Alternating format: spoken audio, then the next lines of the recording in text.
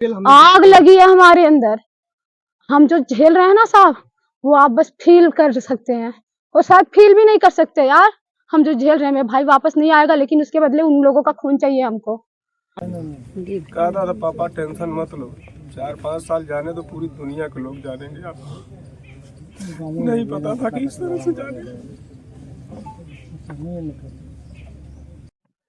अनुराग case को लेकर के आज 20 बहुत बड़ी अपडेट है जो आपके लिए बेहद जरूरी है। आप लोग देखते होंगे कि अनुराग के घर कच्चे हैं, अभी तक बने नहीं है। क्यों नहीं बने पता है? अपराधी बनने नहीं दे रहे थे, बनाने की कोशिश किया गया है। ऐसे ऐसी 20 चीजें हैं जो आप लोग नहीं जानते, बिल्कुल छुपा हुआ है। लोग सोचते होंगे कैसे कैसा है। अनुराग से जुड़ी हुई 20 बहुत बड़ी अपडेटें हैं जो आपके लिए बेहद जरूरी है। तो चलिए शुरू करते हैं। हमारे पास इतना समय भी नहीं है कि हम फालतू आपको बकवास के चक्कर में फंसाए रहे। वीडियो को लाइक जरूर करिएगा।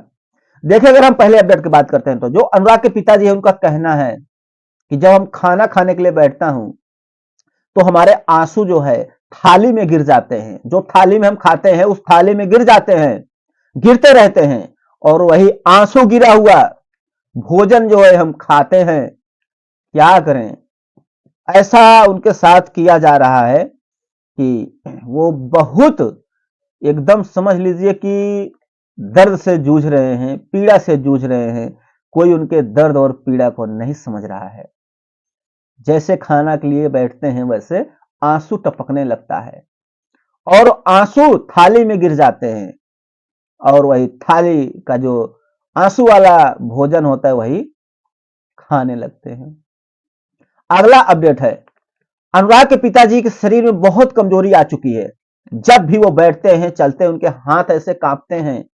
बहुत जो है ज्यादा कमजोरी का महसूस हो रहा है।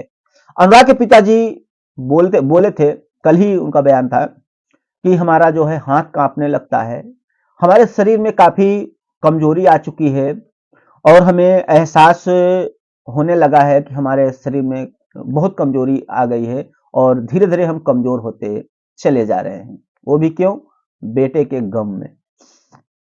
अगला अपडेट है, मेरा बच्चा मेरे साथ खाना खाता था। अनुराग जी के पिताजी का कहना था कि हमारा जो बेटा अनुराग था वो हमारे साथ बैठ करके खाना खाता था, और आज हमें अकेले खाना पड़ रहा है। तो कैसे आंसू नहीं आएंगे? है? कैसे जो है हम जी पाएंगे? और इसीलिए जो है वो बहुत दुखी में दुखी हैं। अगला अपडेट की बात करूं तो अनुराग के पिताजी का कहना है, मैं तो रोने के लिए बना हूं, सिर्फ रोता रहूंगा और रोते रोते ऐसे चला जाऊंगा। अगला अपडेट की बात करें, अनुराग के पिताजी का कहना है कि हम कचहरी नहीं जाऊंगा, कचहरी नहीं जाऊंगा। जब जमीन जो है बताया जा रहा है कि लालता और गवर्नमेंट में लड़ाई है जमीन की उनकी, है? तो उसमें बीच में हम क्यों जाएंगे? गवर्नमेंट लड़े और लालता लड़े, हैं?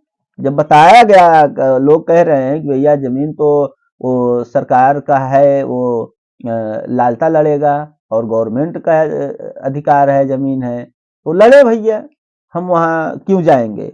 हम जो है अब नहीं जाएंगे। अगला अपडेट है, लालता जो है मुकदमा में लड़ाकर हमें बर्बाद कर दिया। इनका कहना है अनुराग के पिताजी का कि लालता जो है हमें मुकदमे में लड़ा लड़ा करके परेशान कर दिया और थका दिया। आज भी सुकून नहीं मिल रहा है। बहुत जो है पीड़ादायक इनकी बातें हैं।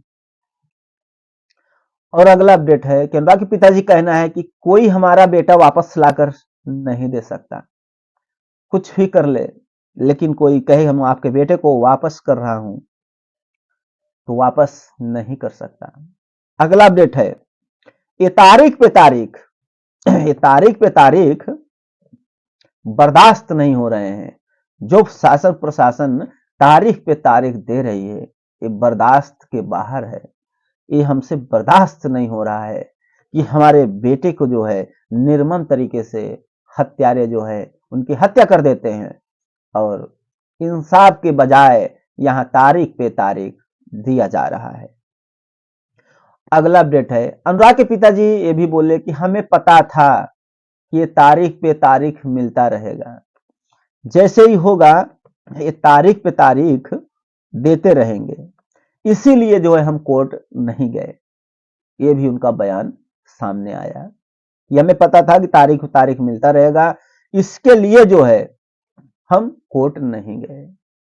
अगला अपडेट की बात किया जाए तो विश्वास है, अनुराग के पिताजी कहते हैं हमें विश्वास है कि न्याय नहीं मिलेगा, ऐसे हमें परेशान किया जाएगा, ऐसे हमें दौड़ाया जाएगा, ऐसे हमें जो है रुलाया जाएगा। अगला अपडेट है, आप लोग सरकार हो, न्यायाधीश हो, आप लोग हंसने के लिए बने हो, हंसो, मैं तो रोने के लिए बना हूं, रोता रहूंगा और ऐसे रोते रोते एक दिन दुनिया से अलविदा हो जाऊंगा।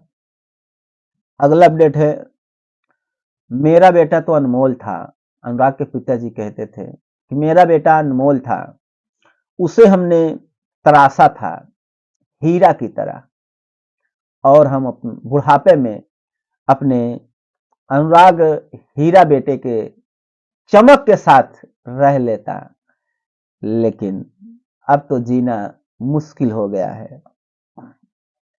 अगला अपडेट है, अभी तक न तो न्याय मिला है, न तो आगे हमें कोई उम्मीद लग रहा है। अभी तक जो है कोई न्याय नहीं मिला है और आगे भी उम्मीद जो है हमारी टूट गई है। और प्रधान भी साथ में बैठे हुए थे, वो भी, प्रधान जी भी बोलने लगे कि देखिए चिंता करने की जरूरत नहीं है, न्याय आज नहीं तो कल मिलेगा और हम न्याय दिलाकर रहेंगे। अगला अपडेट था, अपराधी का जो दोनों मकान है वो बंजर में है। जो अपराधी है लालता रमेश, दोनों मकान जो है बंजर में है, ये प्रधान जी बोले, क्योंकि ग्राम प्रधान है, उन्हें पता है कौन सी जमीन कहां है, कैसी है। और अनुराग के पिताजी का ये भी कहना था, जमीन जब बंजर है, मकान गवर्नमेंट के अधिकार में है, तो गवर्नमेंट जो है, अधिकारी है, प्रशासन है, ये तारीख पे तारीख क्यों दे रहे हैं? एक लाइन में लिख देना कि जो अपराधी है उसका मकान अवैध है, उस पे बुलडोजर चलाया जाए, बात खत्म हो जाए। लेकिन यहां तो जनाब तारीख पे तारीख दिया जा रहा है। अगला अपडेट है, हमें अकेला गरीब समझकर हमारे बेटे को काट दिया गया। ये तो गरीब है, पैसा नहीं है, ये क्या कर लेगा, इसके साथ कुछ भी कर डालो, ये कुछ नहीं कर सकता। अगला अपडेट है, लालता अपराधी के जो लालता अपराधी है, आप देखे होंगे कि अनुराग का जो मकान बना है बिल्कुल कच्चा है, लेकिन अनुराग के पिताजी जब उस मकान को बनवाने लगते हैं तो लालता जो है बहुत बेकार इंसान है कि पैसे के दम पर उनके घर को रुकवा देता है, घर को बनने नहीं देता, उनके मकान पर जो बना हुआ है मुकदमा कर देता है। क्या आह ले रहे हो किसी का? बहुत बददुआ लगेगी। बहुत राजनीति और नेतागिरी नहीं चलता, सबका अंत होता है। गलत करोगे तो उसका सजा भी गलत मिलेगा और भुगतोगे।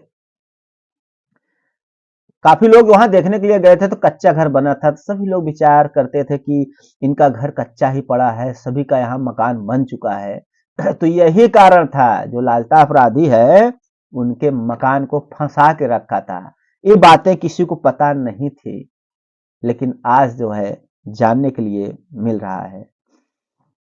इतनी गर्मी पड़ती थी मकान न बनने के कारण, इतनी गर्मी पड़ती थी, ना तो उनके पास एसी है, अनुराग के पिताजी के पास ना तो कूलर है, फिर भी गर्मी में पतरे के नीचे रहते थे, वो भी 48 डिग्री सेल्सियस जब तापमान रहता था, तब जो है पतरे के नीचे सोते थे और पतरे के नीचे रहते थे। गर्मी इतना ज्यादा तड़पन थी कि बोलो बेचारे को इतना परेशान किया ये लालटा कि इसे क्या कहा जाए। इसका जो है ये कृत्य और काम सुन करके बहुत क्रोध और गुस्सा लगता है, लेकिन संविधान है, संविधान के तहत न्याय मिलेगा। हम लोग भी आस लगाए बैठे हैं। अगला जो अपडेट है, अनुराग के पिताजी कहते हैं खाली हाथ आए हैं और खाली हाथ चले जाएंगे। जो अधिकारी हैं, जो न्यायाधीश हैं, जो न्याय के कुर्सी पर बैठे हैं, जिनको न्याय देने के पावर मिला है, वो भी खाली हाथ ही जाएंगे और हम भी खाली हाथ जाएंगे। और उसके साथ ही साथ जो अपराधी हैं लालटा और उसके पूरे परिवार, वो भी एक दिन खाली हाथ जाएंगे, कुछ लेकर नहीं जाएंगे। खाली हाथ आएंगे, खाली हाथ जाएंगे। और हमारे बेटे का निर्मम तरीके से हत्या कर दिए हैं, उनको तो कुदरत माफ नहीं करेगा। देखिए, एक बुजुर्ग का, एक पिता का श्राप, बद्दुआ बहुत खराब होती है। कभी भी किसी गरीब असहाय की बद्दुआ मत लेना, नहीं तो वो आपकी जिंदगी बर्बाद कर देगी। क्योंकि जब अंदर से आह निकलती है, पीड़ा जब दिल से होता है, अंदर से, तो काफी खतरनाक और भयावह होता है और ये अच्छे अच्छों को बर्बाद कर देता है। फिर नेक्स्ट वीडियो मिलते हैं अगले अपडेट के साथ। इस पर आपकी क्या प्रतिक्रिया है, अपनी राय जरूर दें। और कहना चाहूंगा, कभी अनुराग के पिताजी केस लड़ रहे हैं तो इनके जो है अनुदान दिया जाए, जो भी आपको हो सकता है। अगर आप लास्ट तक पहुंच गए हैं तो, कितने लोग तो बीच में ही छोड़कर चले गए होंगे, ठीक है। अगर आप लास्ट तक पहुंचे हैं तो नीचे लास्ट जरूर लिख देना, ताकि हम समझ जाएंगे आप नीचे लास्ट तक पहुंचे हैं। और जो भी आपके हो सकता है, इनका स्कैनर है आशा देवी नाम का, इस पर आप उनको जो भी अनुदान देना है दे दीजिए, ताकि वो आगे की कार्यवाही कर सकें, लड़ सकें। क्योंकि अभी उनके घर में कोई कमाने वाला नहीं है, वो अकेले कमाने वाले थे, लेकिन आज बिल्कुल जो है मरड़ा अनशन समझ लीजिए कि बिल्कुल कुछ उनको सूझबूझ नहीं रहा है। उनके बेटियां हैं, शादी विवाह का टेंशन है, घर बनाने का टेंशन है, बेटे का न्याय का टेंशन है, कहां से कर पाएंगे।